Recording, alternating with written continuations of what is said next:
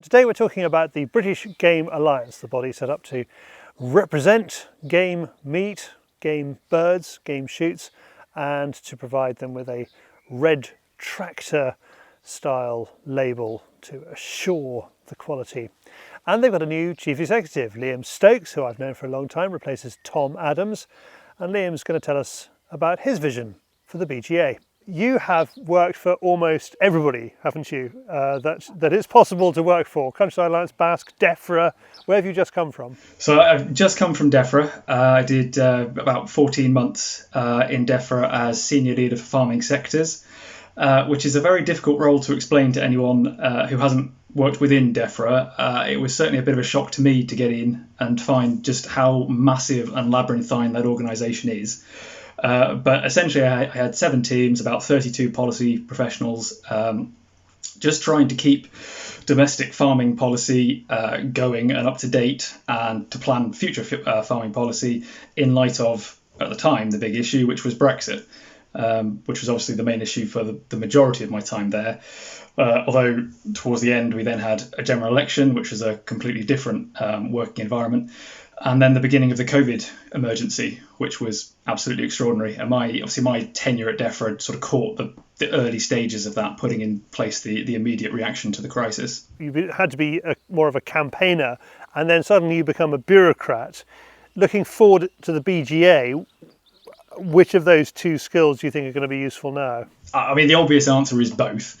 But I think, my initial plans for the BGA when I first took the role, which predated COVID, have to an extent been not shelved, but pushed back a bit by the COVID emergency. And I think navigating the COVID emergency is going to draw very heavily on my background within Defra, because what we need at this point is strong communication with government in both directions. We at the BGA, we can put out government messages to our game meat sector. We can get responses from the sector and communicate back into government. And so I think that's going to be really important. I know my way around it because I was involved, with doing this for the farming sectors for the last year. You now seem to see the role of the BGA, not so much its initial idea, which is to promote game meat, but more to be a kind of game meat ombudsman. Is that right? So I see the mission very, very clearly. I think it's threefold, and I think it all comes down to the value of game meat. I think our mission is to promote game meat. I think our mission is to develop what the game meat market is, what it looks like, how it functions. And I think our role is to assure the game meat market. And I think within that, what the BGA needs to do is to become a grown-up, credible, serious meat organisation along the lines of, the beef, the sheep organisations, the AHDB. These producers, they have credible representation with officials. They talk to each other, and I think the game meat sector needs that, which isn't to say we're trying to replicate anything anybody else is doing. There's loads of organisations doing fantastic jobs. What we can do is look at game meat from, to use that cliche, egg to plate, look at the whole thing and support our members, our supporters with these interactions. And I think we're uniquely placed to do that. And I think that's something we can usefully do for our sectors and for our stakeholders. Although the BGA has the support of BASC and Countryside Alliance and Game Wildlife Conservation Trust, you always had the problem that it sort of replicated what BASC was doing with Taste of Game and what Countryside Alliance was doing with Game to Eat. But you're saying there's a much wider role, is that right? Yeah, I think there's, of course, there's going to be crossover because we all think game is wonderful and want to promote it. So I don't think that's necessarily a surprise. And in many ways, I don't think there's a problem with having different operations promoting to different parts of society, and I think that's absolutely fine and right. I think what we need is an organisation, and what the BGA is and can develop into is an organisation that focuses on this idea of game as a valued commodity, as a valued meat product, and promote it to the entirety of society. We can be public facing. So our Eat Wild campaign is very much targeted at those who have not eaten game before, which I don't think is necessarily the case. I'm not here to speak for BASC or the Countryside Alliance. I think that's necessarily the sole motivation of Taste of Game and Game to Eat. Similarly, we can stimulate demand in other ways. Then we can work with the end users. We can work with stockists. Because we're a full-time operation dedicated to the promotion of game meat, as I say, promotion, development and assurance of game meat. When the antis attack you, they tend to say things like, well, you're just another function of the usual old gang, the Countryside Alliance, GWCC, BASC, and therefore you're not to be trusted any more than they are. What is your formal relationship with those organisations? So we have a representative from BASC and now the Countryside Alliance on our board. We have representation of all the major organisations on our advisory committee, as well as the wider shooting world, and so they absolutely have a say in what we do. But we are an independent organisation, and we couldn't serve the shooting community if we were not an independent organisation. And in terms of anti-lines of attack, there are always going to be anti-lines of attack. They're always going to assume bad faith, and I don't think you're going to get away from that. All we can point to is our assurance scheme is it's public. People can see what the standards are, and it is assured by an independent auditor. And I don't think there's anything else available that comes close to that level of credibility and transparency. BASC did put out a statement saying we don't own the BGA, but at one stage did they have to bail you out, or did they bail you out? Does BASC kind of own a chunk of the BGA? Are you based at Marford Mill? Am I based at Marford Mill? Well, no, like everyone else, I'm based at home right now. But no, we're not based at home. So we're not based at Marford Mill. No. So, as I say, I'm not going to give you a definitive answer on this because I don't want to give you the wrong answer on this. But what I can tell you is that no, we are not owned by BASC. Any money that has been put into the BGA will go back out again. It is a loan, or whatever we have received from anybody is a loan. Certainly, I wouldn't have taken a post in an organisation that was not completely independent. Right. Let's just tease out those three elements that you started off by talking about, and really the top one is the red tractor scheme. That was the bit that captured the shoot's imagination. So tell me how that's going so far. So yeah, we are fully assured by Lloyd Register, which is the same organisation that assures red tractor. So obviously at the moment, we can't undertake any audits, which is a great shame, but nor can any other assurance scheme. Once lockdown is lifted, we'll be able to get back underway, and the audits are happening. They were happening prior to lockdown. We have just confirmed a new set of standards for lowland shoots, which are far more detailed than our previous set of standards. Those will be issued to shoots very shortly, if not, in fact, they may have gone out already. And again, those are publicly available. Everyone can take a look at those. And once lockdown is lifted, the audits will begin again. Let's talk about pheasants particularly. How many pheasants do we shoot every year in the UK? Do you know? Well, this is always part of the problem, isn't it? Shooting is essentially a low information industry. And when they say, "What do we know?" Nobody knows the definitive answer to that question. We can estimate on the basis of how many birds we think are put down and percentages that we think are shot, but nobody knows definitively. And I actually think part of the BGA's role moving forward is going to be to fill some of that information gap, because we can talk to processors, we can talk to our shoots and get a better sense of what that figure really is, but we're operating on the same figures as everybody else, deriving estimates from that, whatever you think the figure is, that sort of 25 to 40 million, which is a massive kind of spread of the figures you get hold of the birds that are put down. Assuming 40% return, we're in the same boat as everyone else using those estimates. So 10 to 16 million, roughly speaking, are kind of potentially entering the food chain. You can write off, all the little local farm shoots that eat their own. You're talking about the big shoots here. How many pheasants last season were covered by your red tractor assurance scheme? So we think our best estimate is about 30% of the birds that were sold into the processors last season were BGA assured. That's our best figure. Okay, so you basically you're knocking on covering a third of the market already. And how long's the BGA been going for? 2 years. 2 years. Well, that's impressive. So I'm guessing with the red tractor scheme, then your aim is to fill up that last 70%. Is that right? Yeah, no, that's absolutely right. I mean, my view is this has to be made accessible to the whole shooting community. Does a more complicated lowland shoot form provide greater credibility for game? What are you trying to do here? Yeah, it's about credibility. It's about, we're obviously, we're in the business of development and improvement. And the updated standard is about making it more credible. So there needs to be more detail. There needs to be more that the auditors know they're going to look at. In terms of does it provide a barrier to entry? I mean, that is something I'm really, really keen to avoid.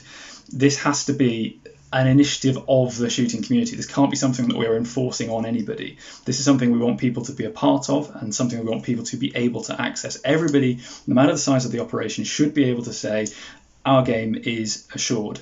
We are confident in its traceability, in its welfare, in the sustainability of our practices, and here's our independent audit to demonstrate that. And it's really important to me that everyone has the opportunity to say that. Isn't it a little bit of it is a box ticking exercise, isn't it, effectively, and people tend to treat that, they're unkind about box ticking exercises, generally speaking. When you're saying establish credibility, who are you trying to impress? Well, so we have, I would suggest, 4 different audiences that we're trying to impress, to use your word. We are talking to the public, and that might be the game consuming public or someone who might want to consume game, wants to be reassured of the provenance. It might be the public who don't consume game, but we know the public take an interest in game shooting and what we're doing. It might want to know that the game being served on the local in the local shops is sustainable. We have the stockists, the end users, who want, again, they've got missions, they've got goals. They need to meet. They need to be confident that they're stocking food that has been ethically sourced. The government needs to be sure that there is some sort of credible assurance for game meat. Particularly, I think the emphasis on standards in the food chain is only going to grow in the wake of everything that's happened over the last 3 or 4 months. And then finally, I think the shoots themselves, the shooting community, they need to be confident. The people that we're asking to come on board need to be confident that we're providing something robust and rigorous. Otherwise, what's the point of being involved? Let's just talk about your role with the shoots. I mean, in order to present this sense of confidence to these 4 client areas that you're talking about, you're going to have to take the view that some shoots are fantastic, most shoots are okay, tick, but some shoots are going to have to fall off the bottom. You're going to have to sack some of your members, aren't you? We have an assurance scheme. I mean, it's not nothing to do with me. It's a assurance scheme that is in place that is independently audited, and within that, people will have to operate to certain standards. They will be audited. Someone will come out and check. They will be told where there are potentially issues. If there are issues, they will be given time to fix them. If they are minor, if they're major, then the process is different. And again, this is all on the website. And if infractions aren't sorted, then penalties will be in place, including being evicted from the scheme, being evicted from the BGA. But that's the proper working of an independent assurance scheme. If the police never caught a criminal, then you'd have to question what's the point of having the police? You are going to have to, even if it's from a marketing point of view, show that you are enforcing this scheme by sacking people who do not meet the scheme. I suppose the wider question here is, who audits the auditor? Who audits the audit? How do you establish that credibility in the first place, and then how do you maintain it with a tension between people who are not quite so good at sticking to your scheme and people who are obviously very good at it? Yeah, I mean, again, these really are questions for Lloyd Register. They're an independent, registered, auditing, accredited auditing body. This is what they do. If they weren't auditing credibly, they wouldn't have a business. So, it's really important the BGA maintains its neutrality. In terms of our credibility, our credibility is based on, we have created standards that the shooting community and our end users agree are necessary. They're the standards we want to see enforced on shoots. And we then pass those to an independent body. That's the only way this can work. To use your police analogy, we don't want the police running around arresting people because they need to get their arrest statistics up. It's the same thing. People have to be judged on according to whether they are following our standards, and everything flows from that. Do you remember Indiana Jones and the bit with that great stones rolling down towards him? That scene. I do remember that scene. Is that the scene I'm now in? Well, no, there's one stone that does strike me is coming our way when it comes to dealing with game meat particularly, and that is the COVID-19 has been partially blamed on the wild meat industry, and you are going to face from the great height of perhaps United Nations, perhaps World Health, maybe even the last gasp of the European Union, regulations about potential regulations about wet markets and wild meat in the near future. Is there any way to cope with that, or are you going to have to be reactive? It's something we need to consider. In the first instance, you may well have covered it. There has been a move already in the European Parliament to restrict the sale of game on the back of what's happened in Wuhan. So we absolutely have to be aware that it's out there. This idea is out there, and it's sort of this links back to something I said earlier. There is going to be a greater emphasis on assurance and traceability within the food chain, and we need a credible assurance scheme that people can be a part of that can trace birds through the system from egg to plate. We absolutely have to get that in place. And it also feeds into why I'm suggesting everyone needs to have the option of getting involved with this. If we are putting out a vision that people can buy into, everyone needs to be able to access it, because I don't think any scale of operation is going to be immune from that trend. One of the drivers behind any move to ban wild meat is going to be the animal rights lobby. Are you getting any sense that what's happened already in Europe has been driven by kind of militant vegans? I mean, I get, as most people do, I get my information on what's going on in the European Parliament from FACE. And my understanding is, yes, sort of within wider European politics, it is being driven by politicians that might have, links or sympathies for animal rights movements, but I can't say I've particularly seen it getting off the ground over here yet. Last year, BGA was able to announce that you had sold 250,000 pheasants to Hong Kong. Now, this week, Wuhan province in China banned the sale of wild game. I know that the Hong Kong deal was specifically for Hong Kong, but does that deal still stand, as far as you know? Yeah, as far as I know, it does. So we were actually discussing this yesterday because we had been picking up noise. There's a lot of noise at the moment, and trying to separate the signal from the noise is a challenge, and we had tried to get into that. Our understanding as of yesterday is that that is still happening and in progress. But yeah, it's an evolving picture, and as I said, part of our role in this is to be linked into government and to be picking up this information as soon as it becomes available, just to make sure that sort of deal can still happen. From what you say there, it does sound like you have to be reactive about these things. The kind of edict that says you shall not eat pheasants will come from such a height that it is going, no amount of assurance scheme is going to be able to cope with that. That is the point at which you need to negotiate a derogation with the British government, isn't it?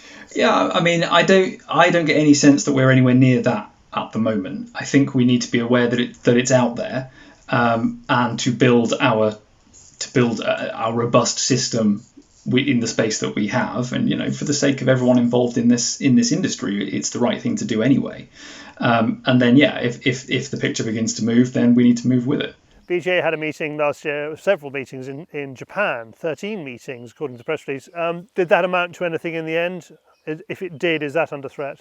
So I am not frankly aware of anything currently happening in Japan or indeed anywhere other than Hong Kong. I mean, my sense is that from where we are now, we are going to be focusing on making sure that the British people know that game is a locally sourced, traceable, sustainable source of meat that they can be putting in their diets in this slightly strange situation in which we currently find ourselves, and that's going to be our main focus moving forward.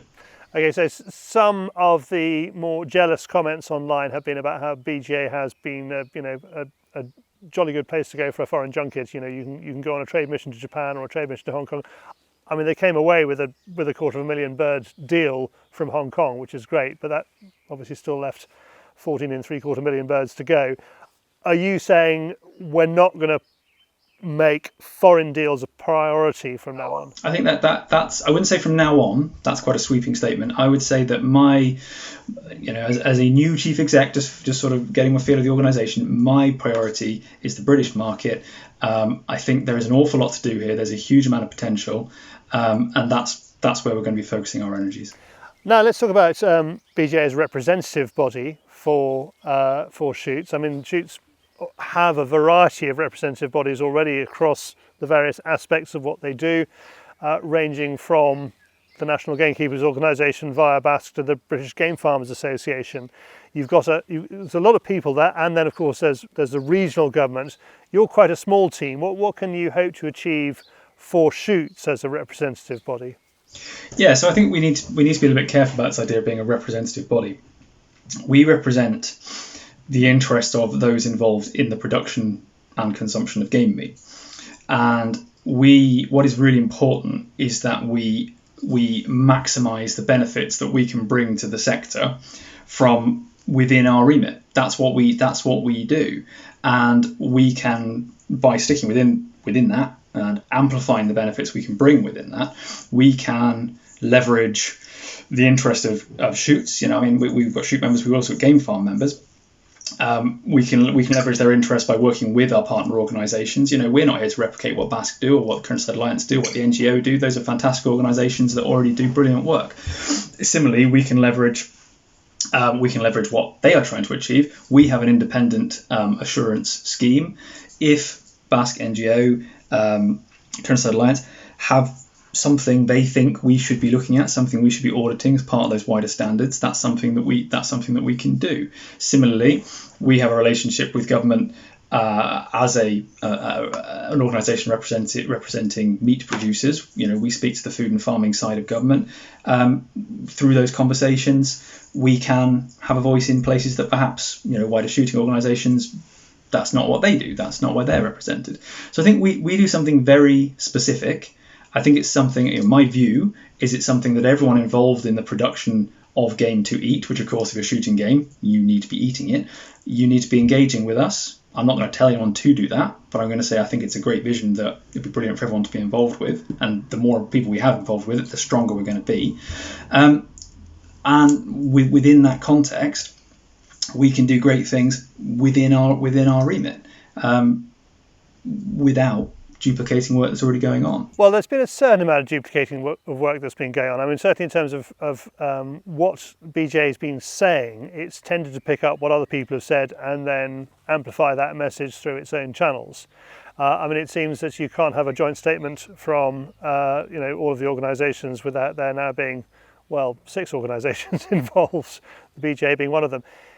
Could you have been, were it not for the fact that we have a Countryside Alliance that's quite big and a BASC that's quite big that are doing similar but slightly different jobs, could you not have been a department within one of them? 2 points there. One, no, I don't think so. The independence is absolutely crucial. You were asking me questions earlier on about how are we supposed to have credibility if we are too close to the other organisations. If we had been a part of the other organisations, then some of the stakeholders we work with, you're onto a loser straight away. We have to be an independent organisation looking after the game meat sector, which is what we're trying to do. And again, within that, obviously, there are lots of organisations operating within the game meat sector. We are trying to look at the whole thing from egg to plate.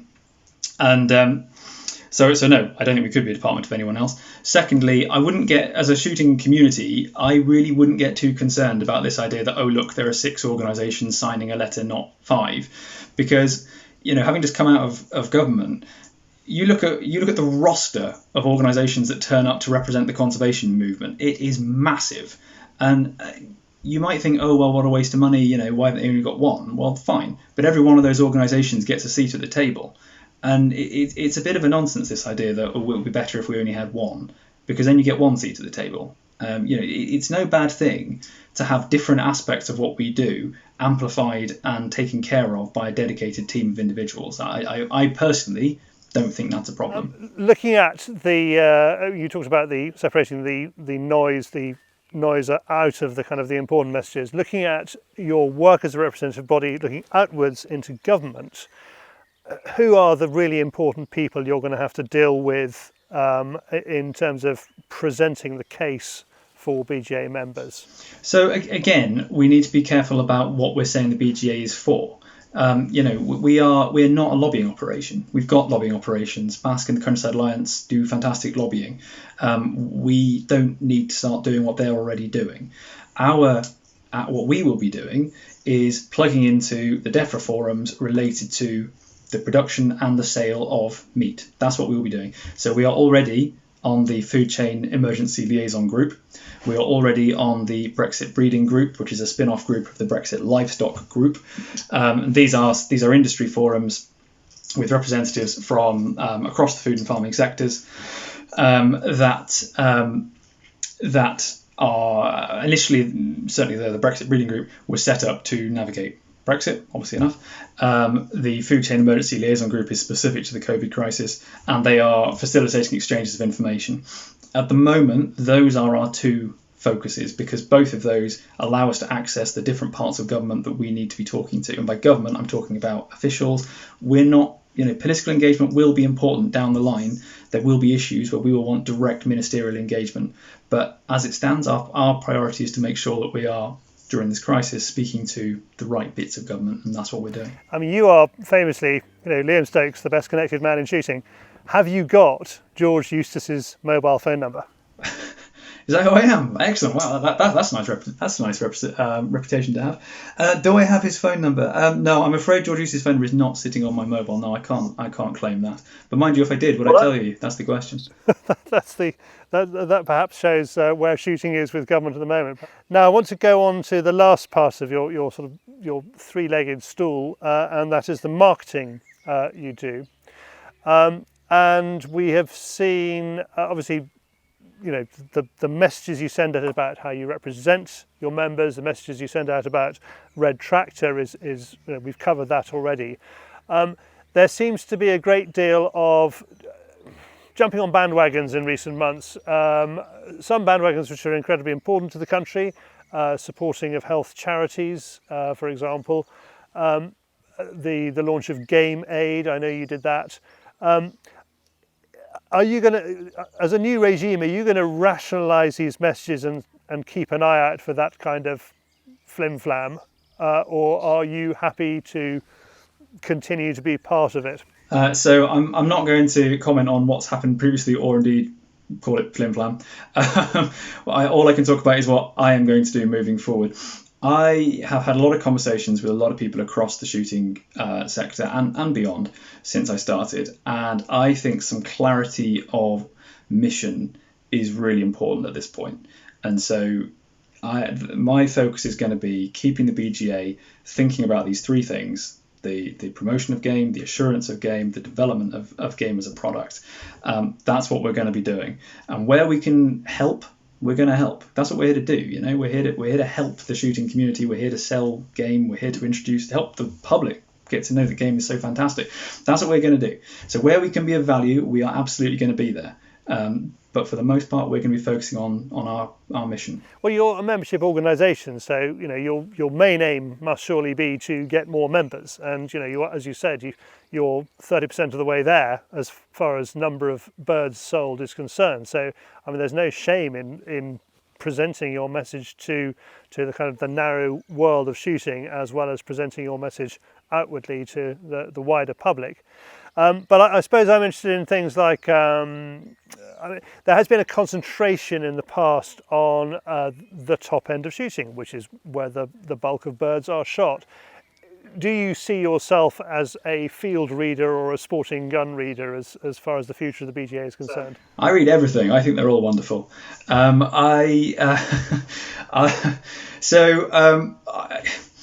not. People may or may not know that I am not from a shooting background. I'm not dyed in the wool as a gunner at the big shoots. That's not who I am. It's not my background. I have no axe to grind against people shooting loads of birds. The days I used to run when I was training gamekeepers at Lackham, they were 50 bird days. that's the sort of shooting that I spent most of my time involved with. And so, of course, I want to see those smaller shoots joining up. I think that's the lifeblood of our industry. That's where most people involved in game shooting, it's where most people get their enjoyment of shooting from. We are a game meat organisation. I have to keep coming back to that point. We're not about representing shooting per se, but every size of shoot is producing game to eat. And so I think they should be interested in our vision and want to get involved. Last question. It's dominated those halcyon months between Brexit and COVID, and BJ was very much part of it. Are you committed to the phase out of lead over 5 years and the phase out of plastic wads? So I mean the plastic wad issue it's a conservation issue. I don't think anyone is going to say we shouldn't be phasing out plastic wads as rapidly as we can. But I don't think that's controversial. The plastic issue is massive. There's no getting away from it. Lead, again, I come back to this point. We're a meat operation. We are driven by what our end users want.